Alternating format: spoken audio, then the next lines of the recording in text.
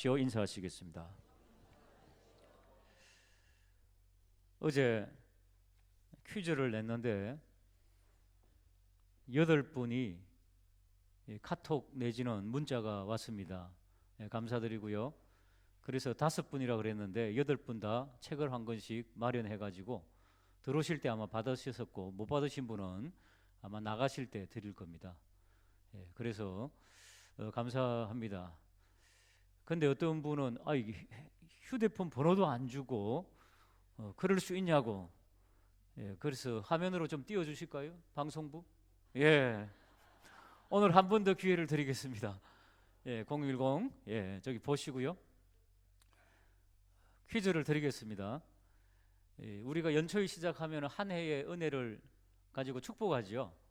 그래서 이제 하나님의 은총이 한 해에 관시우시길 원합니다. 뭐 이런 내용이 성경에 나오는데 하필 제 이름이 들어가 있어요. 한 해, 그죠? 해자가 은혜 해자는 아니지만 한 해, 그리고 관자가 나옵니다.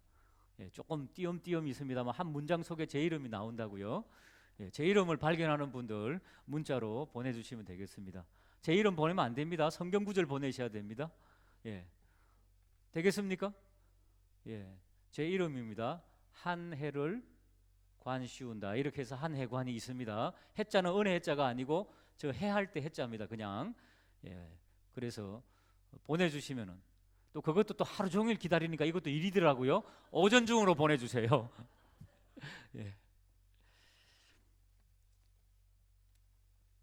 자, 주님께서 이제 죽음을 앞두고 꼭 제자들에게 무엇인가를 해야 되겠다. 그렇게 해서 하신 것이 바로 발을 씻어 주시는 그런 일이었습니다. 우리들에게도 때때로 우리 자녀와 제자들에게, 다음 세대에게 이런 지혜를 갈구하고 꼭 심어주고 싶은 것들을 꼭 그렇게 한번 심어줄 수 있도록 기도하며 준비하는 것도 좋은 것 같습니다. 어느 아버지가 있었습니다. 세월이 흘러서 이제 노쇠하게 되고 병들어 이제 곧 임종을 하게 되겠다는 그런 감을 가지게 되었습니다. 자녀들을 돌아보니 한 7, 8병 된 자녀들이 하나도 부지런하거나 성실한 자녀들이 없고 걱정이었습니다.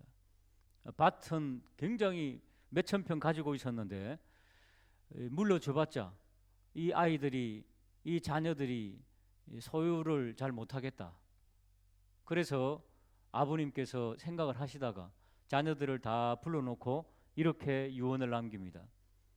얘들아, 내가 보물을 가지고 있던 모든 재산의 보물을 우리 집 몇천 평 되는 땅 속에 묻어뒀으니까 너희들이 내가 죽거들랑 부지런히 파가지고 그 보물을 발견하면은 사이좋게 나눠 쓰고 그리고 이웃에게 베풀고 좀 귀하게 살아주면 좋겠다. 그리고 아버님께서 임종하셨습니다.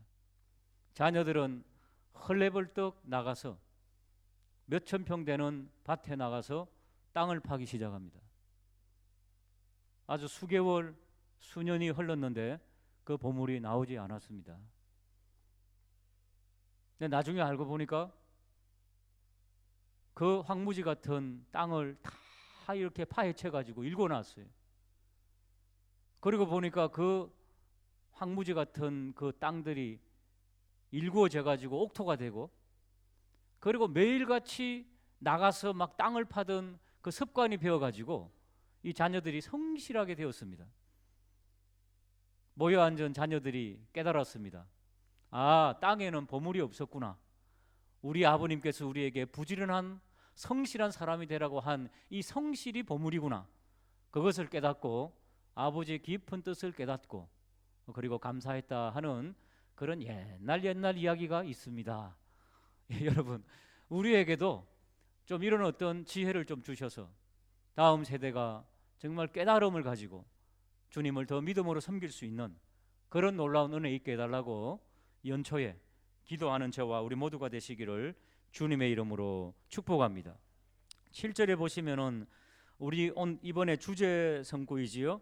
내가 지금은 알지 못하나 후에는 알리라. 맞습니다. 우리 주님의 그 하나님의 깊으신 뜻을 지금은 다 모르지만 우리들도 포함해서 우리 자녀들도 알게 되는, 그래서 더 감사로 나아가게 되는 그런 놀라운 역사가 있게 되기를 주님의 이름으로 축복합니다. 자, 주님께서 보여주는 이 새롭게 만드는 유대교를 폐하시고 능가하시고 대처하시는, 세상 사람들이 하는 말 기독교라 그러죠. 사실은 엄밀한 의미로 종교가 없습니다. 우리에게는 한 진리뿐입니다, 사실은. 그러나 많은 사람들이 아직도 기독교를 모르니까 그 중에 하나 기독교 이렇게 말하는 건데, 참 그러면 진리와 기독교는 무엇인가? 8절, 베드로가 이르되 내 발을 절대 씻기지 못하십니다. 예수님께서 대답합니다. 내가 너의 발을 씻어주지 아니하면 너와 상관이? 한번 따라 하실까요? 기독교는 관계의 종교, 상관이 없다는 겁니다. 내가 너의 발을 지금 씻어주지 않으면은 너와는 상관이 없는, 관계가 없는, 그러니까 기독교는 관계의 종교입니다, 여러분. 위로는 하나님과의 관계, 평행선으로는 이웃과의 관계, 아래로는 자녀들과 다음 세대와의 관계, 또 우리가 하는 사역들은 일과의 관계. 기독교는 여러분 관계의 종교입니다. 절대로 특수한 북한의 사정 같은, 이슬람의 사정 같은 곳이 아니면은 절대로 혼자서 예수 믿는 것은 비진리입니다. 함께 모여서 기도하고 함께하는 관계의 종교입니다. 서로 관계를 맺고. 진리는, 우리 기독교는 서로 관계가 없으면은, 특별히 발을 씻어주는 관계는 무엇입니까? 더러운 것을 씻어준다는 것은 그의 영적인 것을 케어한다는 거죠. 보살핀다는 거죠. 영적인 부분을 터치하지 않으면 관계가 없는 종교입니다. 자, 부부가 있습니다. 아내는 예수님을 잘 믿습니다. 예배를 드립니다. 남편은 절대 교회 안 다닙니다. 예수 안 믿습니다. 실제로 관계 있어요, 없어요? 영적인 교류가 있습니까, 없습니까? 절대 가족 아닙니다. 그래서 오늘부터 버리라 그런 말씀은 아니고요. 영적으로는 절대 그런 가족이 아닙니다. 천국 가도 만날 수 있어요, 없어요? 왜 못 만납니까? 관계가 없으니까 못 만나요. 한 명은 천국에서 주님과 함께 관계를 가질 텐데, 한 명은 지옥에서 사탄의 노예가 될 거 아닙니까? 관계가 없는 거예요, 사실은. 한 이불을 덮고자 해도 관계 없습니다, 여러분. 예수님께서 그걸 말씀하시는 겁니다. 내가 너의 발을 씻고 너를 케어하지 않는 관계가 되면은 너와 나는 관계가 없다, 상관이 없다. 이번 연초에 아무리 가까이 한 이불을 덮고 한 식탁에서 오손도손 밥을 먹지만은 그것은 육체적인 관계일 뿐입니다.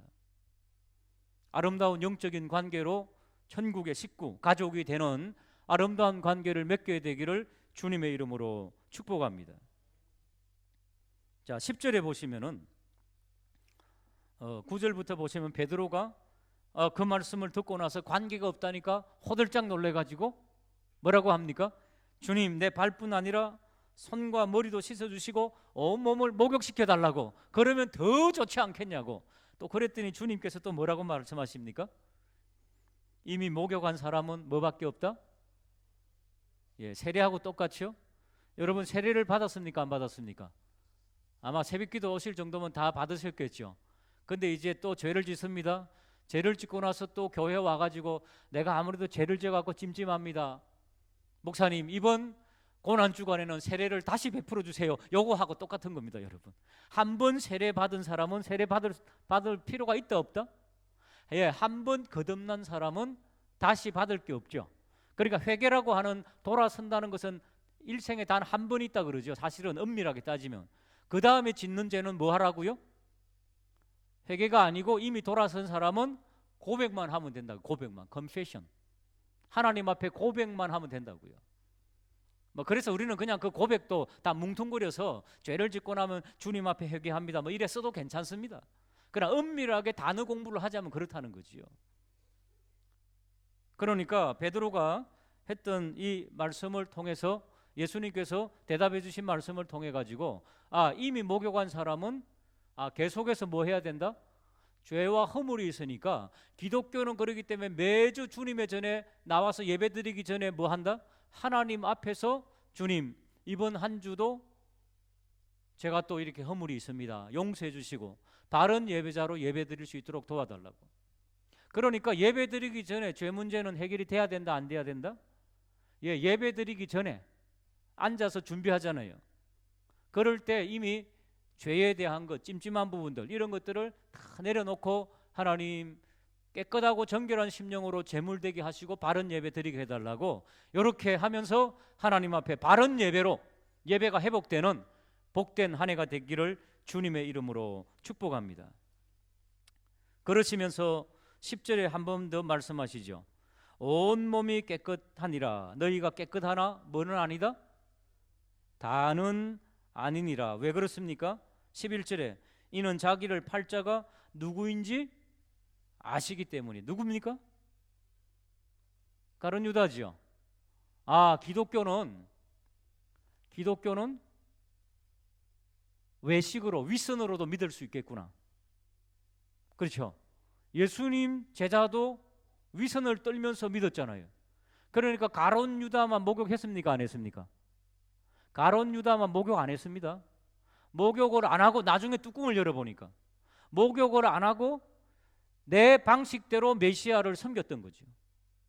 군사적인 혁명 이런 어떤 혁명이 일어나서 뭔가 해보겠다고 하던 그 생각대로 갖고 들어온 거죠. 일단은 그 열정 때문에 주님께서는 받아주셨지만은 결국에는 자기의 생각을 굽히지 아니하고 자기 식대로 하다가 안 되니까 돈이나 훔쳐가던 그런 사람이었죠.